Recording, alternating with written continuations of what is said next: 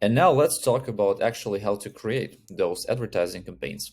And the first thing you do, you go, of course, to your ad console, and then you have two options. You can either create a campaign from the single country tab here, or if you go to portfolio and you choose a specific portfolio that you have created, you can create a campaign there, and it's automatically gonna be linked to that portfolio. But of course, you can also, when creating the campaign, you can choose which portfolio you want to put it to, or you can add it later on. So we're clicking on Add Create Campaign. Here we have three or four options that's going to appear here depending on which country you're selling in. You might have also sponsored display TV advertisement here. But those are three most popular advertising options that you're going to have. Sponsored product, those are in most of the cases 70% of ads that you need to use, and this is going to represent like most of the results that you're going to get in terms of sales rankings and etc. And I know that there are a lot of speculation that, oh, you should actually have 50% of your ads in sponsored brand, and in some cases it might work, but I recommend to focus on building the core foundation, which is going to be sponsored product. Those are advertising that's products that are going to appear on those section. The product section here, you can see it's sponsored. So this is the sponsored products advertising.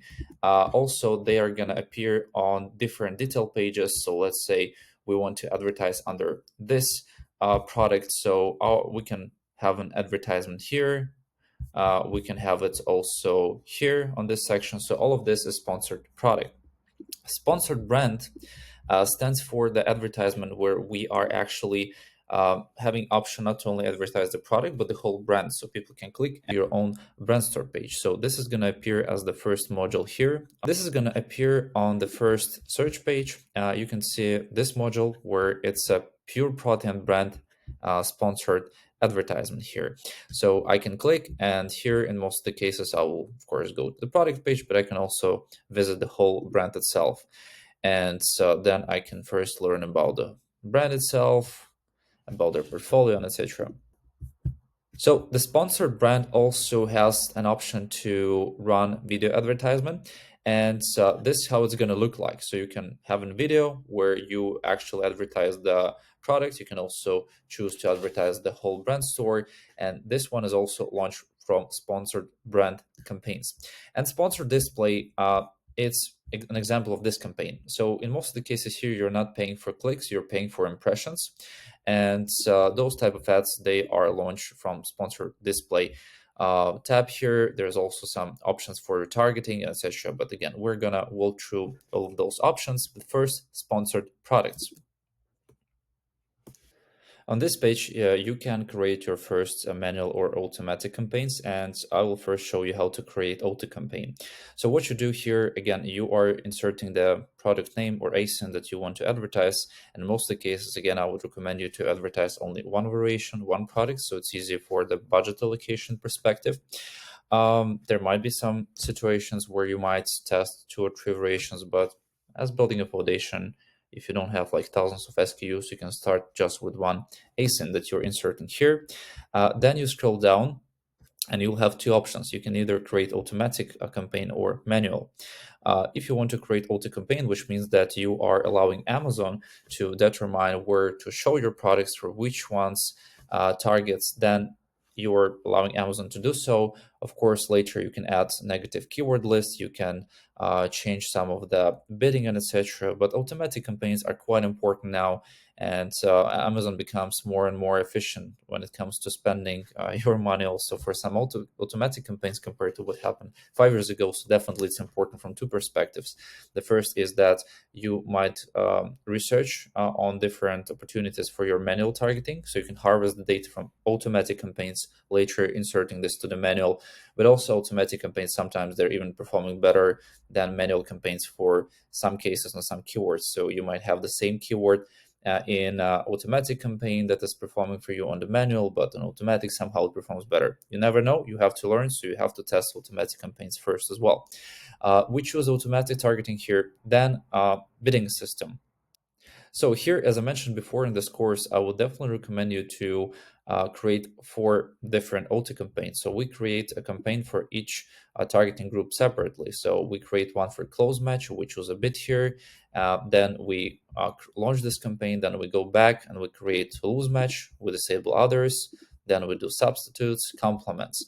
And also still I recommend testing one campaign where we have all of those types together.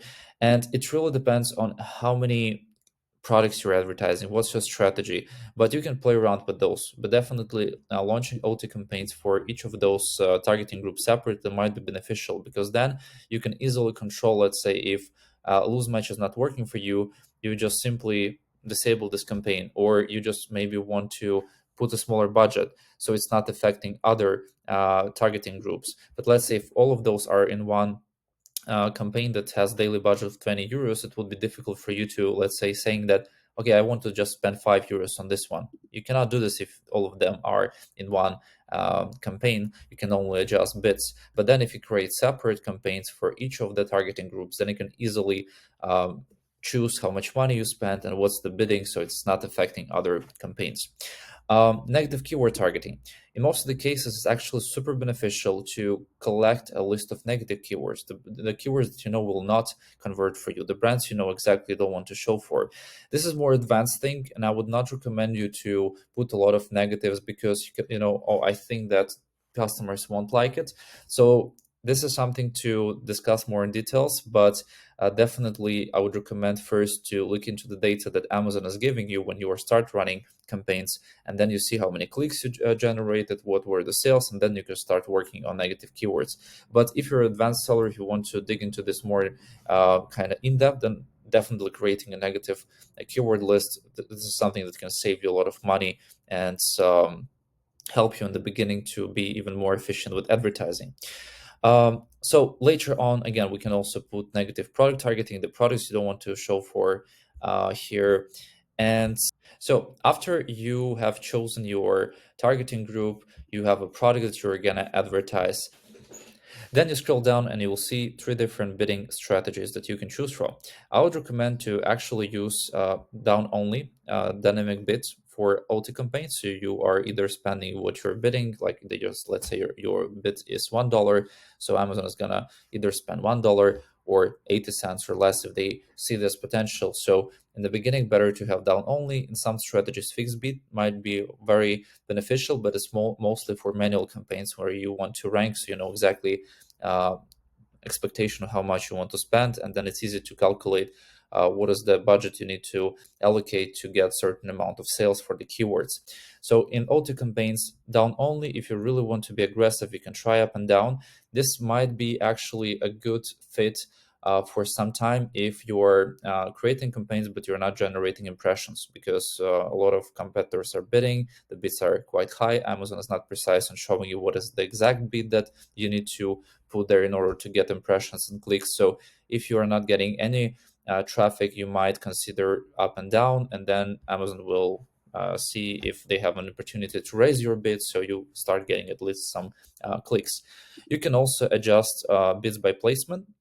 So here, I would say if you want to be more aggressive, maybe the better strategy would be to still have dynamic bids down only, but then you are inserting the percentage of, okay, I'm ready to spend more if I'm on the first page on top of search. And this is based on my data, based on some feedback I hear from Amazonians. This is the one placement that you really want to work with, and it's in most of the cases brings most of the results if you are bidding higher on the top of the search. Rest of the search product pages, they might work. You can test it, you can increase it by 5-10% later on, and you'll have a separate tab where you can see data of how well it actually worked or it didn't work. But in most of the cases, top of the search is something you want to pay attention to, because again, this means that when customers are searching for a product, they will more likely to see your products on top when they just begin the research. After you have chosen all of those settings, again, for the beginning, I would do like dynamic bids down only 0%, and then I would just ensure to choose the bidding. In most of the cases, Amazon, of course, will show you, let's say, from 19 to 29 cents. In this case, I would put something like 10 25% lower that the bid Amazon suggests. You can start with this, and you better just increase it in 1, 2, 3 days if you don't get any impressions or clicks. But never try to put, let's say, the higher range of the what Amazon tells you. It's not always worth it, and you can definitely start with even lower and on, let's say, 19, 18, 17 cents, and just to see if you get impression and what is your metrics and results there. Also, you might find an interesting thing that, of course, you want to first choose a product. Only then you will see the rates that Amazon is suggesting for this bidding system. And also, when you're changing from down only, fixed bid, or you do up and down, this also range might change. So you have to look into this. Then we name the campaign. For auto campaigns, again, it could be something like auto products A, and then what is our targeting group. So if we're doing the close match, I would write here close. If it's substitutes, I would say this. If it's all of those, so we're just bidding in all of the targeting groups together, I would just name it like product A, all. And daily budget, you can start with as little as $5, but I would recommend putting you $11 as the beginning. You can also launch additional campaigns in other countries. After you created auto campaigns, then we can take a look at example, how do you do manual campaign. So we go and create a new campaign, which was a product that we want to advertise. We scroll down, and then instead of choosing automatic targeting, we choose manual one. And here you will have two options. You either choose keywords or product targeting. So if you want to target specific keywords, you choose this option. If you want to show your product under the competitors of yours, you will need to choose a second option. So first, let's say we go to keyword targeting. As discussed before, most of the cases I recommend separating campaigns for exact, phrase, and broad match. The way how we do this, so if we're just creating a campaign for some exact keywords, we just choose exact. Here we can enter a list of keywords that we want to enter. Let's say we want to bid for keyword A, keyword A, keyword B. Let's say this campaign is for 2 keywords. Then we just choose, okay, it's gonna be only exact, add keywords, and then you choose the bid that you want to insert here. In most of the cases, it's gonna show you the range, so you can adjust your bids based on that. In the beginning, don't try to put it on the higher end. You can actually try again as with the automatic campaign, 20% lower what Amazon suggests, or even try the lower end of their range. After that, you scroll down. Again, if you're creating a broad campaign, maybe you want to put some negatives. If not, you just leave it here. Here we choose the bidding strategy. When it comes to manual campaigns, I would say in most of the cases, I recommend either down only or fixed bids. Fixed bids might be worse for ranking campaigns where you know what exactly you want to know what exactly we're going to pay for the keywords. Again, I'm mostly using down only. Some people are using fixed bids. It's something you can try. But if you're using down only, you might consider, of course, increasing your top of the search if you're not getting enough clicks, or you get clicks, but your top of the first page percentage is quite low. So you want to get more exposure on the market. So you might be increasing this bidding. You might be trying the down only. And of course, if you want to be super aggressive, you can try up and down and see how it works for you. And then we're doing the campaign naming. In this case, is going to be, we have a module about naming, so it's sponsored products. We have it here. When it comes to campaign naming, so we have a sponsored product campaign here. It's keyword targeting. We're using in this case, exact match. We're advertising product A. Here, actually, I will put it like this. And we have 2 keywords here, but normally I would do 1 keyword campaign, and then I put the keyword name. Or if you have multiple keywords, let's say they're associated of, you have 3 groups of top performing keywords. So each group has 2 keywords. So it's like most performing group 1 or something like this. Or if you have keywords that are associated with a certain feature, you can type it here. So it's how easy it is for you to navigate later on the ad console, you can think of different scenarios here, but I recommend to put either the name of the keyword or some group name that you have created in the past. You put a daily budget. Here it can be $11. You can start with this, $9, or if you want to be aggressive in the beginning, it's a good keywords for you can insert already, let's say $25, and then you launch this campaign.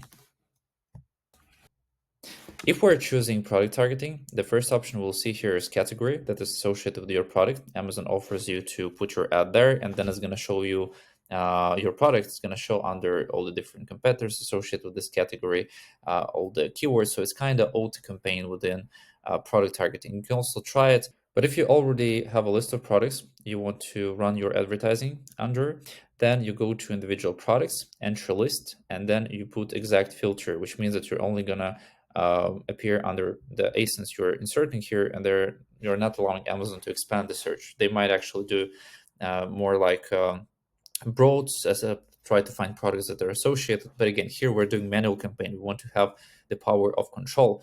We have all of this auto campaign and broad type of advertising efforts in different campaigns. Here we're just having control. We're being precise. We want to test whether this targeting works or not. So we are inserting the list of keywords you want to advertise right here. Then we press target, and again, we just adjust bidding. Then we scroll down. We choose the bidding strategy. Same here, down only or fixed bids. You might want to increase top of the search, but in this case, I will start with 0. And then you name the product's campaign, choose the portfolio. Here you also do the campaign naming. It's going to be not keyword targeting, but product targeting. And then it's going to be, again, exact product A. And then you're going to put, let's say, ASIN number of the product you're advertising. Or if you're putting 6 variations of your competitor, you just put a competitor name, competitor, let's say A. And you insert here, and you launch this campaign. It's also important to mention that you can save a campaign as a draft. So if you don't want to launch it, or you can put the start date later, let's say on next week or next month. And if you save a draft, then you can ask anyone to check it, or you might just check it yourself later, go back to this, and then launch this campaign. But as soon as you press launch, and if the start date is today, then Amazon will start to show your advertisement to the audience.